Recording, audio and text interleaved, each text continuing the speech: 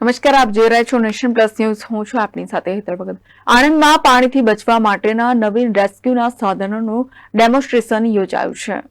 આણંદ શહેરના વ્યાયામ શાળા પાસે આવેલા તળાવ ખાતે આણંદ નગરપાલિકાને ગુજરાત સરકાર દ્વારા આપવામાં આવેલ નવીન રેસ્ક્યુના સાધનોનું ડેમોન્સ્ટ્રેશન આણંદના ફાયર વિભાગના કર્મચારીઓ દ્વારા આપવામાં આવ્યું, જેમાં અંડર વોટર રેસ્ક્યુ કેમેરા જે પાણીના તળિયે જઈને પડેલ વસ્તુઓ શોધવા માટે ઉપયોગિતા માટે કામ લાગશે, રેસ્ક્યુ રોબોટ જે પાણીમાં ડૂબેલા વ્યક્તિને શોધવા માટેનું કામ, અંડર વોટર ડ્રોન જે પાણીમાં ઊંડે સુધી જઈને વસ્તુઓ શોધવામાં કામ લાગશે, તેમજ HDPE રેસ્ક્યુ બોટ જે પૂર કે નદીમાં ફસાયેલ 10 જેટલા લોકોને રેસ્ક્યુ કરવાની ક્ષમતા સાથેની બોટનું ડેમોન્સ્ટ્રેશન યોજાયું હતું.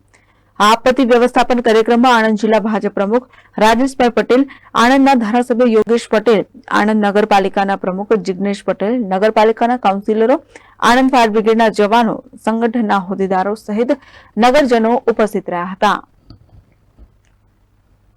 આણંદથી દિનેશ પટેલની સાથે Hiren Shah, nation plus news, Khambhat.